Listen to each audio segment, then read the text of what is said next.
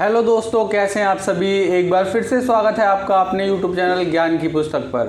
तो बच्चों, क्या आप इस तरीके सेंटेंस बना लेते हैं, मुझे जाना है, मुझे खाना है, मुझे रोना है, मुझे हंसना है, मुझे बोलना है। अगर फ्रेंड्स आप इस तरीके के सेंटेंस नहीं बना पाते हैं तो आज आप इस लेक्चर को कम्प्लीटली वॉच करते हैं तो आप ज़रूर से इस तरीके के सेंटेंस को काफ़ी ज़्यादा आसान तरीके से बना पाएंगे। फ्रेंड्स, हमारा 30 डेज़ के अंदर इंग्लिश स्पीकिंग का पूरा कोर्स हो रहा है जिसमें हम सीख रहे हैं full English speaking course day 1 से। आज हमारी क्लास 7 होने वाली है जिसमें हम सीखने वाले हैं the use of has to and have to. तो चलिए बिना टाइम को वेस्ट करके शुरू करते हैं अपने लेक्चर को और सीखते हैं the use of has to and have to. तो फ्रेंड्स, जो हैज़ टू और हैव टू है इसका यूज़ हम करते हैं प्रेजेंट में, यानी कि जब भी किसी सेंटेंस के लास्ट में आता है ना है, नी है या फिर ने है तो हमें यूज़ करना होता है हैज़ टू और हैव टू का। जैसे मुझे जाना है, मुझे खाना है, मुझे पीना है, मुझे रोना है, मुझे हंसना है, मुझे बोलना है। तो ये सारे ही सेंटेंस हमारे फ्रेंड्स हैज़ टू और हैव टू के हैं। तो हम देखते हैं कि हैज़ टू और हैव टू का हम सही यूज़ कैसे कर सकते हैं। काफ़ी फ्रेंड्स सेंटेंस तो बनाते हैं लेकिन वो सही सेंटेंस नहीं बना पाते हैं। फ्रेंड्स, इस वीडियो कम्प्लीटली वॉच करने के बाद आपके सारे ही सेंटेंस सही बनने वाले हैं। तो चलिए देखते हैं कैसे करते हैं हैज़ टू और हैव टू का यूज़।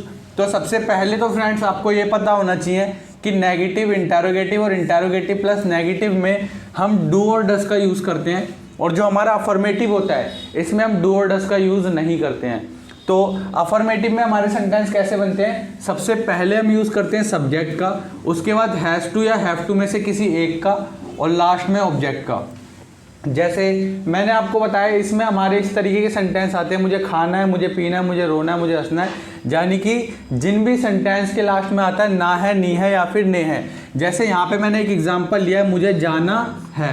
तो देखते हैं इसका राइट सेंटेंस क्या बनता है। सबसे पहले तो मुझे, यानी कि ये मेरा सब्जेक्ट है, तो सब्जेक्ट मेरा मुझे है तो मैं लगाऊंगा आई, और आई के बाद मैं क्या लगाऊंगा फ्रेंड्स, आई के साथ मैं लगाऊंगा हैव। तो आपको मैंने हैज़ हैव के लेक्चर में ही बता दिया है कि हम हैव का यूज़ कब करते हैं और हैज़ का यूज़ कब करते हैं। तो आई के साथ मैंने हैव लगा लिया और इसके बाद मेरे को लगाना होगा टू और लास्ट में लगाऊंगा अपना क्या, ऑब्जेक्ट। और जो मेरा ऑब्जेक्ट है वो है जाना, यानी कि गो। तो इसका राइट सेंटेंस क्या बना friends, I have to go, मुझे जाना है। इस तरीके से आप अफर्मेटिव सेंटेंस को काफ़ी ज़्यादा ईजिली बना सकते हैं। चलिए अब हम बात करते हैं अपने नेगेटिव सेंटेंस की और देखते हैं कि नेगेटिव सेंटेंस को हम कैसे बना सकते हैं। तो नेगेटिव सेंटेंस में आपको छोटा सा चेंज करना है, क्या, आपको डू और डस का यूज़ करना है। यानी कि सबसे पहले तो आप सब्जेक्ट का यूज़ करेंगे, उसके बाद आपका जो हेल्पिंग वर्ब है वो डू और डज हो जाएगा।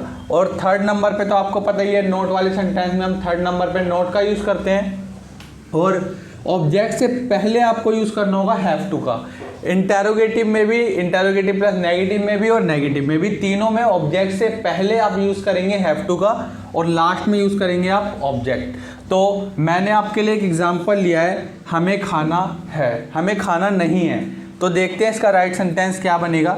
सबसे पहले हमें पता होना चाहिए कि हमें, यानी कि वी, और वी के बाद में क्या लगाऊंगा, डू और डज में से कोई एक लगाऊंगा। अगर आपने हैज़ हैव का लेक्चर नहीं देखा है तो आप पहले उसको जाके वॉच कीजिए, तब आपको हैज़ और हैव का यूज़ करना आ जाएगा कि हम हैज़ का यूज़ कब करते हैं, हैव का यूज़ कब करते हैं, डू का यूज़ कब करते हैं, डस का यूज़ कब करते हैं। तो वी के साथ जो फ्रेंड्स मेरा वो यूज़ होता है डू, और थर्ड नंबर पे मैं लगाऊंगा नॉट,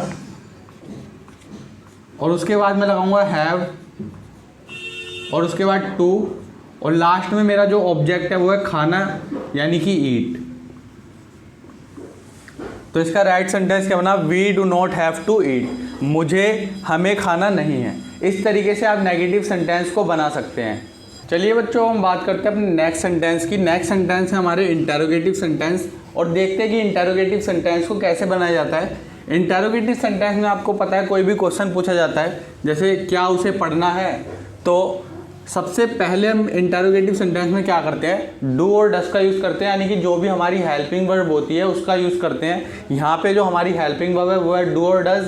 तो सबसे पहले हम डू और डज में से किसी एक का यूज़ करेंगे, उसके बाद हम सब्जेक्ट का यूज़ कर लेंगे, और उसके बाद हैव टू का, और लास्ट में ऑब्जेक्ट का। क्योंकि मैंने आपको बताया नेगेटिव, इंटरोगेटिव और इंटरोगेटिव प्लस नेगेटिव में ऑब्जेक्ट से पहले हमेशा ही आपको हैव टू का यूज़ करना है। तो मैंने एग्जाम्पल लिया, क्या उसे पढ़ना है, तो देखते हैं कि इसका राइट सेंटेंस क्या बनता है। सबसे पहले उसे, उसे का मतलब ही, और ही जो है वो मेरा सिंगुलर है, तो इसीलिए मैं लगाऊंगा डज। तो सबसे पहले मैंने लगाया डज, फिर उसके बाद मैं लगाऊंगा सब्जेक्ट, सब्जेक्ट है मेरा ही, डज ही, और फिर उसके बाद लगाऊंगा हैव, और हैव के साथ टू, और क्या करना है उसे पढ़ना, यानी कि स्टडी। तो मेरा राइट सेंटेंस क्या बना, does he have to study, क्या उसे पढ़ना है। इस तरीके से आप इंटेरोगेटिव सेंटेंस को भी काफ़ी ज़्यादा आसान तरीके से बना सकते हैं। चलिए अब हम बात करते हैं अपने नेक्स्ट सेंटेंसेस की, जो है इंटेरोगेटिव प्लस नेगेटिव सेंटेंस, यानी कि इनमें क्या भी आएगा और साथ में नहीं भी आएगा।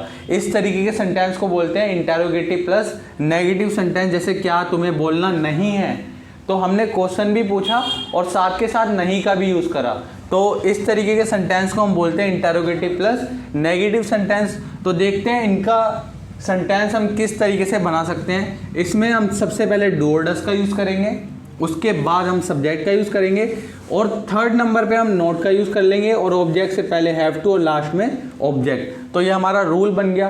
अगर फ्रेंड्स आप रूल के अकॉर्डिंग हमेशा सेंटेंस को बनाएंगे तो हमेशा ही आपका सेंटेंस सही बनेगा।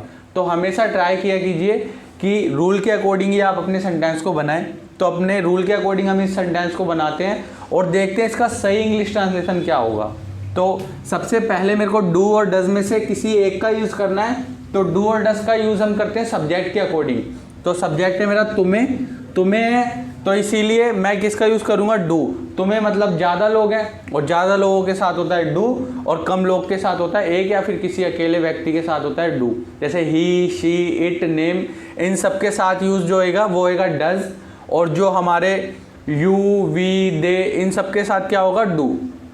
तो चलिए देखते हैं। तुम्हें है तो सबसे पहले मैं लगाऊंगा डू, और डू के बाद मैं जो तुम्हें है, तुम्हें को बोलते हैं यू, तो डू यू। फिर थर्ड नंबर पे मेरे को लगाना होगा नॉट, तो डू यू नॉट, फिर हैव, और उसके बाद टू, और उसके बाद बोलना यानी कि स्पीक। तो राइट सेंटेंस मेरा बना do you not have to speak, क्या तुम्हें बोलना नहीं है। इस तरीके से आप हैज़ टू और हैव टू का यूज़ काफ़ी ज़्यादा आसान तरीके से कर सकते हैं।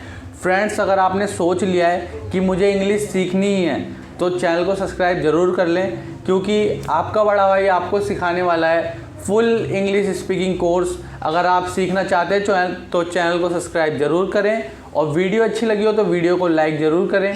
फिर लौटेंगे फ्रेंड्स ऐसी और इंटरेस्टिंग वीडियोस के साथ, तब तक के लिए bye bye, thank you friends.